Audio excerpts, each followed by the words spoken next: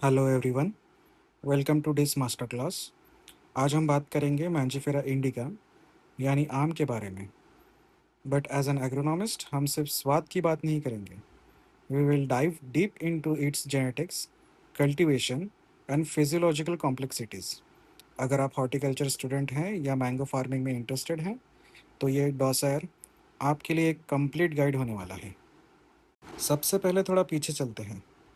History में mango का primary centre of origin south east Asia और इंडो बर्मा रीजन माना जाता है। इन 327 बीसी अलेक्जेंडर द ग्रेट ने इंडस वैली में आम को ऑब्जर्व किया था। इन 1556 टू 1605 एडी एम्परर अकबर ने बिहार के दरभंगा में लाख बाग बनवाया था, जिसमें 1 लाख मैंगो ट्रीज थे। ये प्रूव करता है कि इंडिया में एडवांस कल्टीवेशन सदियों से चल रहा है। लेटर इन 15 टू 18 सेंचुरी के बीच में पोर्तुगीज और स्पेनिश वॉयेजर्स इसे अफ्रीका, ब्राज़ील और मेक्सिको तक लेके गए थे। दुनिया भर में इंडिया मैंगो प्रोडक्शन का लीडर रहा है।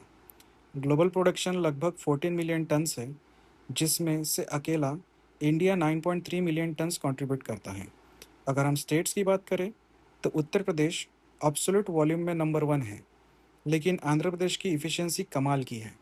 वहाँ यील्ड 12.70 टन तक पर हेक्टर तक चली जाती है। हर वैरायटी की अपनी एक यूनिक बायोकेमिकल आइडेंटिटी होती है।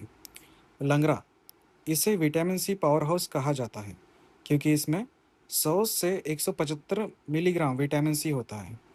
दशहरी, ये हाई शुगर स्टैंडर्ड वैरायटी है जिसमें सुपीरियर शुगर सिंथेसिस होता है। अल्फांसो, ये हमारा कमर्शियल बेंचमार्क है। इसका शुगर एसिड ब्लेंड इतना सुपर्ब होता है कि ये लोग ग्लोबल मार्केट में डोमिनेट करता है। इसमें बीटा कैरोटीन माने विटामिन ए भी काफ़ी हाई होता है। ब्रीडिंग के लिए सिर्फ मैंजिफेरा इंडिका काफ़ी नहीं है, हम दूसरी स्पीशीज़ का भी यूज़ करते हैं यूनिक ट्रेड्स के लिए। मैंजिफेरा ओडोरेटा, जिसे हम क्वीनी भी कहते हैं, इसका फ्लेश बहुत एरोमेटिक होता है। मैंजिफेरा फोइटिडा, जिसे हम बाचांग कहते हैं, ये डिसीज टॉलरेंस और हार्डी रूट स्टॉक के लिए यूज़ होती है। मैंजिफेरा सिल्वेटिका, ये एक क्रिटिकल जेनेटिक रिसोर्स है। एंथ्राक्नोस जैसी बीमारियों से लड़ने के लिए इसका यूज़ ब्रीडिंग प्रोग्राम में किया जाता है। इंडिया की पॉपुलर वैराइटीज़ को समझते हैं। अल्फांसो वेस्ट कोस्ट महाराष्ट्र से आती है और इसका बेरिंग हैबिट बाइनियल है। बाइनियल माने अगर इस साल में मैंगो की पेड़ को यानी अल्फांसो की वैरायटी को अगर फल लगता है तो उसके अगले साल इसमें फल नहीं आएंगे। इसे हम बाइनियल बेरिंग हैबिट कहते हैं। अम्रपाली एक स्मॉल वैरायटी है जो रेगुलर बियरर है। चौसा नॉर्थ इंडियन की वैरायटी है जो सबसे स्वीट मानी जाती है, लेकिन ये लेट मैच्योर होती है। केसर गुजरात की जान है और इसका शुगर एसिड ब्लेंड बहुत एक्सेलेंट होता है। इस टेबल में दिए गए सारी Indian varieties Indian horticulture system में काफ़ी महत्वपूर्ण रोल अदा करती हैं। आप इसका स्क्रीनशॉट लेके इसको याद कर सकते हैं। ये पॉइंट बहुत टेक्निकल और इम्पोर्टेंट है। मोनोएम्ब्रेनिक सीड्स, ज़्यादातर कमर्शियल वैरायटीज़ ऐसी ही होती है जिनमें मोनोएम्ब्रेनिक सीड्स पाया जाता है। इनमें सिंगल ज़ाइगोटिक एम्ब्रियो होता है और ये सीड ट्रू टू टाइप नहीं उगते, इसलिए इनमें ग्राफ्टिंग ज़रूरी है। अगर हम मोनोएम्ब्रियोनिक सीड की बात करें तो इसमें एक सिंगल ज़ाइगोटिक एम्ब्रियो होता है जो कि तैयार होता है fusion of male and female gametes से, यानी कि क्रॉसिंग से। क्रॉस पॉलिनेशन में ये सीड्स पाए जाते हैं। अगर हम एग्जाम्पल के तौर पे देखें, अल्फांसो के पेड़ पे अगर लंगड़ा का पोलन ग्रेन आके फर्टिलाइज करता है तो अल्फांसो से मिलने वाले सीड्स में ट्रू टू टाइप अल्फांसो जैसे कैरेक्टर्स नहीं आएंगे। यहाँ चांसेस बढ़ जाते हैं कि कुछ कैरेक्टर्स लंगड़ा के भी आए, तो हमें अल्फांसो से मिलने वाले सीड में जैसे अल्फांसो में कैरेक्टर्स होते हैं वैसे कैरेक्टर्स नहीं मिलेंगे। दूसरा टाइप है पॉलीएम्ब्रियोनिक सीड्स, जैसे बाप्पाकाई या चंद्रकरण। इनमें मल्टीपल एम्ब्रियोज होते हैं। ये मैटरनल टिश्यूज से बनते हैं, इसलिए ये जेनेटिकली आइडेंटिकल होते हैं, माने ट्रू टू टाइप होते हैं। ये यूनिफॉर्म क्लोनल रूटस्टॉक बनाने के लिए बहुत वैल्यूबल हैं। पॉलीएम्ब्रियोनिक सीड्स में न्यूसेलस एम्ब्रियोज होते हैं। इसमें भी मोनोएम्ब्रियोनिक सीड की तरह ही एक जाइगोटिक एम्ब्रियो भी होता है, बट ये जाइगोटिक एम्ब्रियो डिजेनरेट हो जाता है, कारण इसे जो मल्टीपल न्यूसेरस एम्ब्रियोज है वो इसे सराउंड करके इसको डिजेनरेट कर देते हैं, इसे बढ़ने नहीं देते।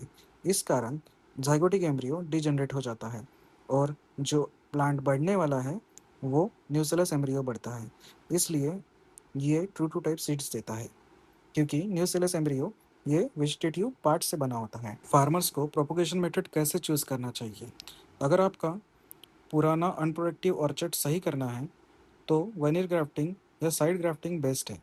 इसमें सायन स्टिक को 5 से 6 दिन तक ट्रांसपोर्ट किया जा सकता है। हाई वॉल्यूम नर्सरी प्रोडक्शन के लिए एपिकोटाइल और स्टोन ग्राफ्टिंग की जाती है। ये सिर्फ 8 से 15 डेज पुराने सीडलिंग पर होती है, जिससे काफ़ी टाइम बचता है। इनार्चिंग अब ऑब्सोलेट हो चुकी है क्योंकि ये बहुत कम्बरसम और पुराना मेथड है। इसे कुछ वॉयजर्स, जो कि गोवा में सबसे पहले इम्प्लीमेंट किया गया था, कुछ ब्रिटिश मिशनरीज के द्वारा। खेती के लिए सबसे ज़रूरी चीज़ें। मैंगो की खेती के लिए एलुवियल या लेटरिटिक मिट्टी बेस्ट है। डेप्थ कम से कम 2 से 2.5 मीटर होनी चाहिए, क्योंकि मैंगो के जो रूट्स हैं वो 2.5 मीटर तक चले जाते हैं।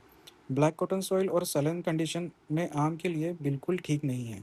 फिर भी कुछ पैदावार ऐसा है जो ब्लैक कॉटन सॉइल में भी अच्छी तरह से आते हैं। मैंगो कल्टीवेशन के लिए ideal temperature 24 to 27 degree centigrade है। फ्लावरिंग के टाइम बारिश या हाई ह्यूमिडिटी पॉलिनेशन को रोक देती है और फंगल डिसीज को बढ़ाती है। फ्लावरिंग के वक्त अगर ह्यूमिडिटी बढ़ती है तो उससे फ्लावर ड्रॉप और फ्रूट ड्रॉप होता है। फ्लावरिंग से 2-3 महीने पहले पानी देना बंद कर देना चाहिए। अगर पानी देते रहे तो पेड़ वेजिटेटिव फ्लशिंग सिर्फ पत्ते करेगा, फूल नहीं आएंगे। आम का पैनिकल गुच्छा थोड़ा कॉम्प्लेक्स होता है। इसे पैनिकल पैराडॉक्स कहते हैं। इसमें मेल और परफेक्ट माने हर्माफ्रोडाइटिक दोनों तरह के फूल होते हैं। टेम्परेचर जितना ज़्यादा होगा, परफेक्ट फ्लावर्स का प्रोपोर्शन उतना ही बढ़ेगा, जिससे यील्ड अच्छी होने के चांसेस बढ़ जाते हैं। ये फ्लावर्स वैरायटी वैरायटी में भिन्न होते हैं। अगर आप एग्जाम्पल के तौर पर देखें तो नीलम में 55.7% परफेक्ट फ्लावर्स होते हैं, वाइल रोमानी में ओनली 0.74 टू 69.8% फ्लावर्स होते हैं। मैंगो में फ्लावर बड डिफ्रेंसिएशन अक्टूबर और दिसंबर के महीने में देखा जाता है, यानी नए पैनिकल बनना अक्टूबर दिसंबर में शुरू हो जाते हैं। नवंबर और मार्च के बीच फ्लावरिंग शुरू हो जाती है। साउथ में पहले फ्लावरिंग होती है और नॉर्थ इंडिया में थोड़ा लेट फ्लावरिंग होती है। मई जून के दरमियान मैंगो का सबसे ज़्यादा वॉल्यूम और वेट इंक्रीज होता है, माने इस स्टेज में इस महीने में सबसे ज़्यादा फ्रूट डेवलपमेंट को देखा जा सकता है। मैंगो मोस्टली क्रॉस पॉलिनेटेड होता है। इसका मेन पॉलिनेटर बीज नहीं बल्कि हॉर्स फ्लाई यानी मुस्का डोमेस्टिका है और हॉर फ्लाइज है। एक बड़ा रिस्क सेल्फ इनकम्पेटिबिलिटी का है। दशहरी, लंगड़ा और चौसा जैसी वैरायटी खुद से पॉलिनेट नहीं हो पाती, इसलिए ऑर्चर्ड में कॉम्पेटिबल वैरायटीज़ को इंटरप्लांट करना ज़रूरी है। क्या आपने कभी सोचा है कि इतने फूल आने के बाद फल इतने कम क्यों बचते हैं? इसे कहते हैं 99% एट्रिशन रेट। हज़ारों फूलों में से सिर्फ 13 टू 28% इनिशियली सेट होते हैं और एंड तक सिर्फ 0.1% टू 0.25% फल ही मैच्योर हो पाते हैं। इस ड्रॉप को रोकने के लिए एग्रोनॉमिस्ट पीजीआर यानी प्लांट ग्रोथ रेगुलेटर्स जैसे एनएए या 2,4-D का यूज़ करते हैं। प्रीवियस स्टडीज़ में पाया गया है पीजीआर का एप्लीकेशन अगर हम ऑन ईयर में देते हैं तो उसमें इतना प्रभाव नहीं पड़ता है। जब ये एप्लीकेशन हम ऑफ ईयर में देते हैं, यानी जिस साल फल नहीं लगने वाले हैं, उस साल में अगर हम ये पीजीआर का एप्लीकेशन करते हैं तो उस साल में ज़्यादा प्रभाव दिखाई पड़ता है। ये मैंगो की सबसे बड़ी लिमिटेशन है। एक होता है ऑन ईयर हेवी फ्रूटिंग और दूसरा ऑफ ईयर नो क्रॉप। जब पेड़ फल पैदा करता है तो उसकी सारी एनर्जी और न्यूट्रिएंट्स रिजर्व खत्म हो जाते हैं, इसलिए अगले साल वो रेस्ट लेता है। हॉर्टिकल्चरल इंटरवेंशन जैसे कि प्रूनिंग या इथरल का यूज़ इसमें थोड़ा ही काम आता है। इस फिनोमिना के लिए डिफरेंट पीजीआरस माने auxins, gibberellins and carbon nitrogen ratio और कार्बोहाइड्रेट्स रिस्पॉन्सिबल होते हैं। इस डायग्राम का आप स्क्रीनशॉट लेकर इसमें से नोट्स ले सकते। ये आम की सबसे खतरनाक फिजियोलॉजिकल डिसऑर्डर है। वेजिटेटिव मालफॉर्मेशन नर्सरी सीडलिंग्स में बंची टॉप जैसा दिखता है। फ्लोरल मालफॉर्मेशन इसमें फूल गुच्छों में बदल जाते हैं और कोई फल नहीं बनता। इसका सॉल्यूशन है एनए स्प्रे 200 ppm अक्टूबर में और mechanical blossoming. Vegetative malformation yield को अफेक्ट नहीं करता है, लेकिन फ्लोरल मालफॉर्मेशन यील्ड को अफेक्ट करता है। इसमें जो पैनिकल्स है वो पेड़ से अटैच रह जाते हैं और न्यूट्रिएंट्स और ग्रोथ रेगुलेटर्स ड्रेन करते रहते हैं। इससे पेड़ को भारी नुकसान होता है।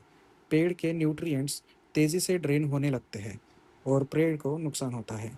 Mango malformation north Indian conditions में सबसे ज़्यादा अफेक्ट करता है, वही ये साउथ इंडिया में देखने को नहीं मिलता। ये दो बड़े डिसऑर्डर हैं जो मार्केट में मैंगो की वैल्यू ख़त्म कर देते हैं। ब्लैक टिप ये ब्रिक क्लिन्स यानी ईंटों के भट्टों से निकलने वाले फ्यूम्स जैसे कि SO2 और CO2 की वजह से होता है। इसका सॉल्यूशन बोरेक्स स्प्रे 0.6% है। दूसरा है स्पॉन्जिटेशन।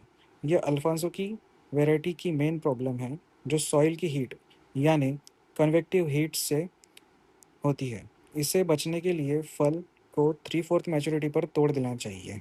अगर हम इंसेक्ट पेस्ट की बात करें तो इसमें दो जो पेस्ट है वो सबसे ज़्यादा अफेक्ट करता है। मैंगो हॉफर ये पैनिकल्स का रस चूसता है जिससे फूल सूख जाते हैं। मीली बग्स इससे बचने के लिए पेड़ का ट्रंक पर स्लिपरी अल्काथेन बैंड्स लगाने चाहिए ताकि वो ऊपर ना चढ़ सके। पाउडरी मिल्ड्यू ये फंगल डिसीज़ है जो पूरी क्रॉप फेलियर कर सकती है। अगर हम बायोलॉजिकल पोटेंशियल से मार्केटेबल यील्ड तक का ग्राफ देखें तो ये एक वाटरफॉल की तरह गिरता है। Post fertilization drop, environmental stress और डिसऑर्डर्स की वजह से हार्वेस्ट सिर्फ एक फ्रैक्शन रह जाता है। इसलिए हमें जेनेटिक इंटरवेंशन की ज़रूरत है। नई वेराइटीज़ बनाना इतना मुश्किल क्यों है? पहला, एक्सट्रीम हेट्रोजाइगोसिटी। इसकी जेनेटिक्स बहुत कॉम्प्लेक्स और वेरिएबल है। दूसरा, लॉन्ग ज्यूनाइल फेज। एक सीड से उगाए गए पेड़ को फूल देने के लिए 5 से 8 साल लग जाते हैं। तीसरा, लो सक्सेस रेट। IRI के एक एग्जाम्पल में 82,000 क्रॉसेस करने के बाद सिर्फ 1252 वायबल हाइब्रिड्स ही मिल पाए। ये एक IRI का ब्रेक थ्रू है जिसमें हमारे साइंटिस्ट ने मिरेकल्स किए हैं। मल्लिका नीलम और दशहरी का क्रॉस है। ये साइज़ और क्वालिटी में सुपीरियर है। आम्रपाली दशहरी और नीलम का क्रॉस है। ये वैरायटी ड्वार्फ है, रेगुलर बेरिंग है और इसमें विटामिन ए कैरोटीनॉइड्स बहुत हाई होता है। पहले लंगड़ा या चौजा जैसे बड़े पेड़ 10 से 12 मीटर्स की दूरी पर लगाए जाते हैं।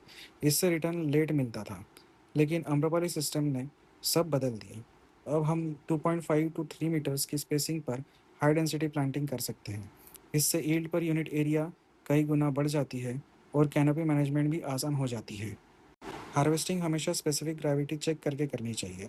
मैच्योर फल पानी में डूब जाता है तब मैंगो को हार्वेस्ट करना चाहिए। मैंगो एक क्लाइमेट्रिक फ्रूट है यानी ये तोड़ने के बाद पकता है। द डेंजर, कभी भी कैल्शियम कार्बाइड का यूज़ मत करिए फल पकाने के लिए क्योंकि ये टॉक्सिक है और हेल्थ के लिए खतरनाक है।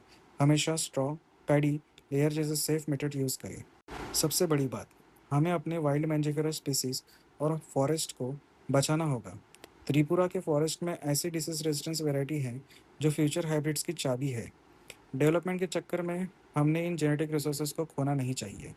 Thank you for joining this master class. अगर आपको ये लेक्चर इन्फॉर्मेटिव लगा तो प्लीज़ लाइक एंड शेयर।